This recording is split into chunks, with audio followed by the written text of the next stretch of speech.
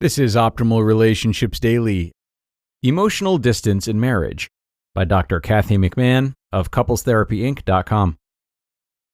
Emotional distance in marriage, also called an emotionally disconnected marriage, is a painful dynamic. We often talk about emotionally unavailable men, but emotionally unavailable people can be of any gender. Signs of emotional detachment can include a disinterest in offering emotional support, or a lack of feeling of emotional intimacy with a partner. An emotionally unavailable person may feel disconnected, and in response may emotionally disconnect themselves. They can isolate, go silent, or act disinterested, experiencing emotional detachment. Therapists describe severe emotional distance as emotional abuse, believing that in a healthy relationship, you must be emotionally supportive to your spouse. Partners feel a need for emotional closeness with the person with whom they fall in love. Emotional detachment in marriage and emotional neglect in childhood. When you feel lonely in a long-term relationship, it can sometimes tap into memories of being neglected in childhood or traumatic events. But it doesn't need to be a red flag of mental health conditions or personality disorders. When one partner is failing to notice the signs of emotional longing and desire to connect, it can cause a cascading impact of marital deterioration. The lonely partner becomes angry and withdraws. As we will see with Paul in our following example, he was an emotionally unavailable partner who could be helped to reconnect once the couple's dynamic was strengthened. In his case, this emotionally unavailable man was mimicking his parents. Camilla and Paul. Camilla, Paul's partner, partially blames herself. She saw a relationship with an emotionally available person as something that she needed to adjust to, and said in her individual session, "I'm too clingy.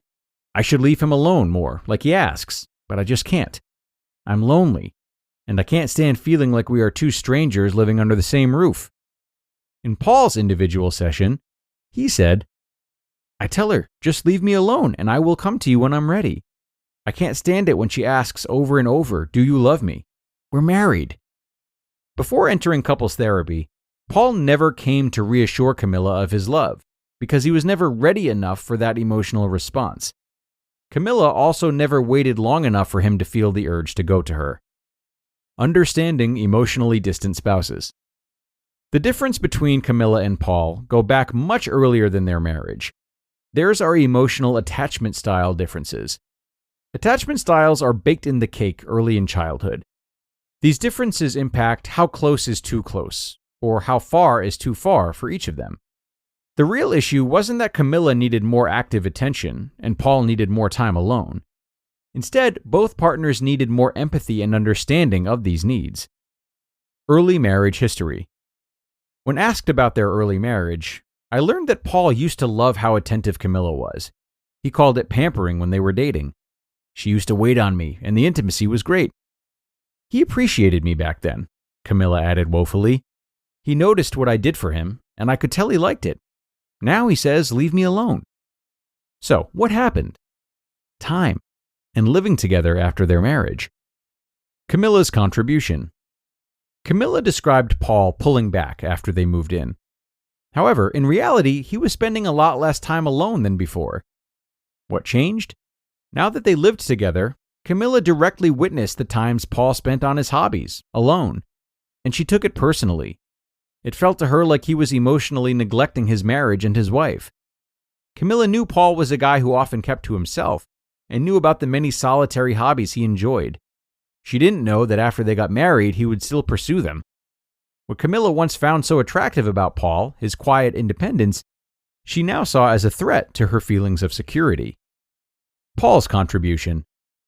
Paul no longer saw her attentiveness as a sign of love. He saw it as invasive. He felt that she was needy, and he resented the intrusion. Paul was used to the bachelor lifestyle he had once enjoyed. Deep down, he wondered if he had made a mistake marrying anybody, but especially somebody as needy as his wife. Vicious cycles. A cycle of increasing emotional distance repeated over and over, becoming a chronic area of conflict, or what Sue Johnson calls a demon dance. The more Camilla attempted to engage Paul, the more he just needed to be by himself.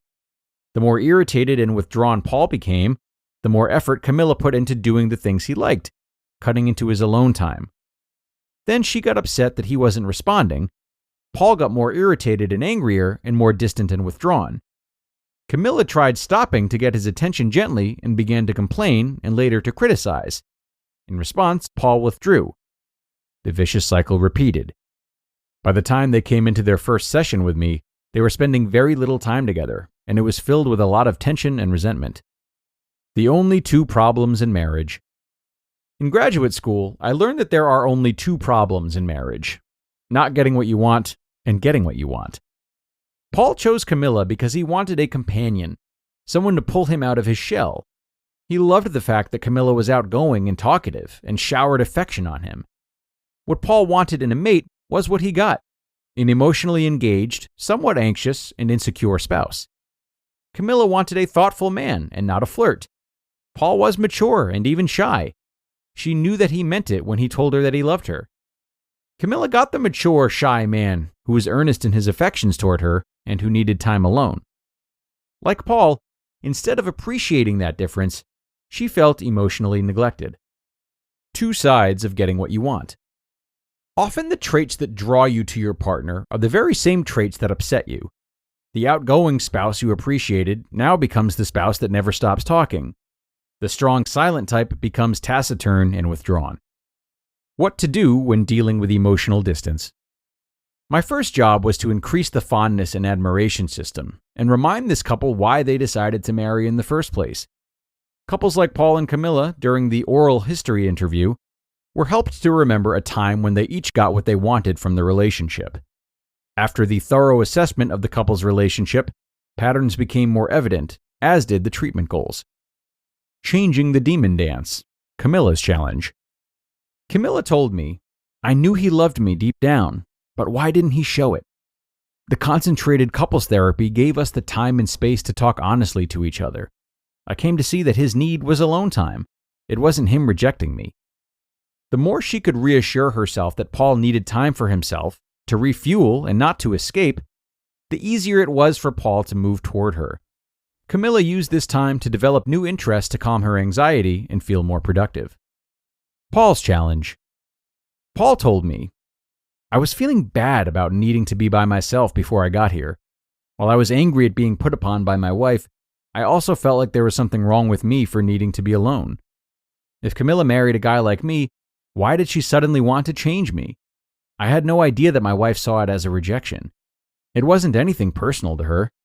When I spend time alone every day doing the things I enjoy, I have more energy and desire to reconnect with her." It was tough for Paul to say the words, "I love you." These weren't words he had often heard growing up. In his family, love was something you showed, not said. He showed his love for his wife in many ways, but she had a hard time seeing his acts of service as love. She needed to hear him express it and devote special time and attention to her. Paul also learned that he normalized emotional distance by watching his parents. They loved each other, but were formal in the way they interacted. They lived in different worlds with different roles. Therapy approach. Building the fondness and admiration system. Paul and Camilla had many strengths as a couple. Their one vulnerability, their fondness and admiration system, was a cornerstone to strengthen. The exercises we did to strengthen this cornerstone made a difference.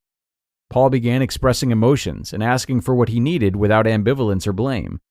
It was hard for him initially to vocalize his love for Camilla, but when he regularly did, the impact on Camilla was dramatic. She began to feel more secure and loved. This made it easier for her to encourage him to take time alone when he needed it. Instead of a vicious circle, this couple learned to engage in a virtuous circle of love and affection. It was a successful couples therapy retreat. You just listened to the post titled Emotional Distance in Marriage by Dr. Kathy McMahon of couplestherapyinc.com. All right, and thank you so much to Dr. Kathy once again for this article and her really terrific explanation of how she walked Paul and Camilla through their struggles. It was a really interesting opportunity to sort of look into the mind of a couples therapist, and I hope that if you and your partner are struggling, you might have enough momentum from this article to attempt to step into the shoes of that third party and see things with more objectivity. Difficult to do, of course, but also a really important thing to try. And one way of doing that perhaps something that Paul and Camilla might have benefited from if they'd tried it from the outset, is to imagine your partner's daily life without you, especially if you've yet to move in together. But even if you have been cohabitating for a long time, visualize what they might do if they lived alone, or perhaps if you were away for the week. This can sort of reframe our partners for us and enable us to recognize the types of things they like to do just for themselves. Things that we might like or dislike, yet have nothing to do with us. It's a really good visualization exercise that helps us see them as individuals, people who have themselves to serve and take action on things that are just for them, not anyone else, just pure expressions of who they are as people. We might just come away with an idea of what we can better nurture in our partners by doing this exercise. So, consider that, folks. It is time to wrap up for now, but only this episode, not for the day. We've got our weekly bonus episode live for you now as well, as we do each Sunday. So, before tuning out, be sure to switch over to that one, and I will see you there, where your optimal life awaits.